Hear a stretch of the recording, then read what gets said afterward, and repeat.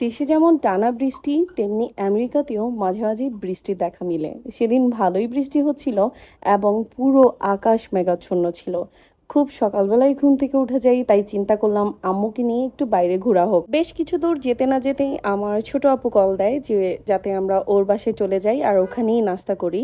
তো ও আমাদের জন্য কি বানিয়েছে সেটা আপনাদের সাথে শেয়ার করব। আর আমেরিকা যাওয়ার পর আমার বাচ্চাদের সাথে আমার আপুর এই প্রথমেই দেখা। যাক, ওরা ওদের খালাকে পেয়ে খুবই খুশি। আর ছোটটা তো পিছন থেকে তার গাড়ির ব্যাগটা একদমই রাখছে না কোথাও, ভুলেও না।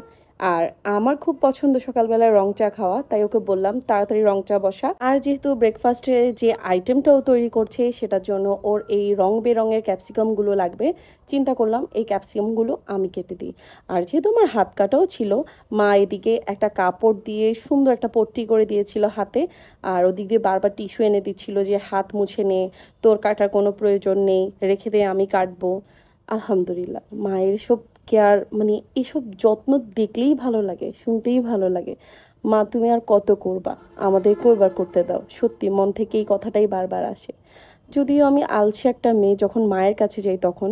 আদারওয়াইজ সংসার জীবনে আমি ভেরি স্ট্রং। সংসার করি তো, হ্যাঁ। আচ্ছা, যাদেরকে দাওয়াত দিয়ে খাওয়াই প্লিজ তারা একটু সুন্দর সুন্দর কমেন্টস করতে পারেন না?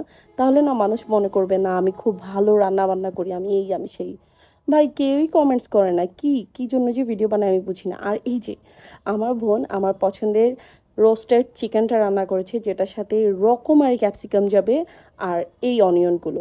এই রেসিপিটা আমার এত বেশি ভালো লাগে, আমি গেলে প্রায় ও এগুলা বানাবেই আমার জন্য। আর এদিকে ওর মেয়েরাও ঘুম থেকে উঠে যায়, সবাই মিলে রং চা খেতে বসেছি।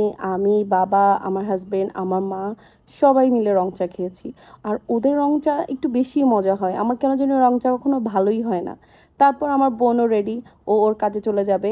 আর ও আজকে ওর কলিগদের জন্য নিয়ে যাবে, তো আমাকে বললো একটু তাড়াতাড়ি একটা বক্সে আমাকে কিছু আলাদা করে দে, তোদের জন্য কিছু আলাদা করে নে। দেখতে অনেক লোভনীয় লাগছে না? খেতেও কিন্তু দুর্দান্ত ছিল, অনেক বেশি মজা ছিল। আমরা এক একজন মেবি 2-3 পিস করে খেয়েছিলাম, তারপরে ওর কলিগদের জন্য নিয়েছিল। অনেক মজা ছিল। আমিও চেষ্টা করবো বাসায় এটা বানানোর। এটা আমরা খেয়েছিলাম তন্দুরি নান দিয়ে। আর যাই হোক, এই যে পরিবেশন করে সুন্দর সুন্দর কিছু ভিডিও ক্লিপ নিয়ে নিয়েছি। আর এখানে আপু চলে যাচ্ছে, আপুকে বিদায় দিয়ে আমরা সবাই একসাথে খেতে বসবো। আর ওদিকে আব্বু সব বাচ্চা কাচ্চাকে লিড করতেছে। মাশাল্লাহ, আমার বাবার এই জিনিসটা এত বেশি ভালো যে আমার বাবা পোলাপাইনকে অনেক সুন্দর করে লিড করতে পারে। আর সবগুলো পোলাপাইন ওনার কথা এত সুন্দর করে শুনে, শুধু আমাদেরকে না, আমাদের লাইক আমার কাজিনদেরকেও যেরকম। এখন আমার আমার আপুর বাচ্চা কাচ্চা, আমাদের বাচ্চা কাচ্চা, আমাদের কাজিনরাও, মানে আমরা আলহামদুলিল্লাহ অনেক বড় পরিবার। আব্বু সবাইকে যে সুন্দর করে লিড করতো, সবাই আব্বুর কথা যেভাবে শুনতো, এখনও আব্বু ঠিক ওরকমটাই আছে। এই যে একসাথে ওদেরকে বসিয়ে কিভাবে খাওয়াচ্ছে। আমি কিন্তু দূর থেকে ভিডিও করে সরে গিয়েছিলাম, কিন্তু আব্বু এক একজনকে এক একটা সার্ভ করে দিয়েছে। আর বাচ্চারাও আব্বুর সাথে সময় কাটাতে খুব বেশি পছন্দ করে, আব্বু সেম। আর এখন সময় হচ্ছে আমার বোনের মেয়েকে বাসে তুলে দেওয়ার। আব্বু আমার বোনের মেয়েকে নিয়ে যাচ্ছে, পিছন পিছন সবাই যাবে। সবার আবদার নানা ভাই মেনে নিল, আর সবার হাত ধরে হেঁটে হেঁটে চলে গেল। এগুলো দেখলে নিজের ছোটবেলার কথা মনে পড়ে যায়, তাই না?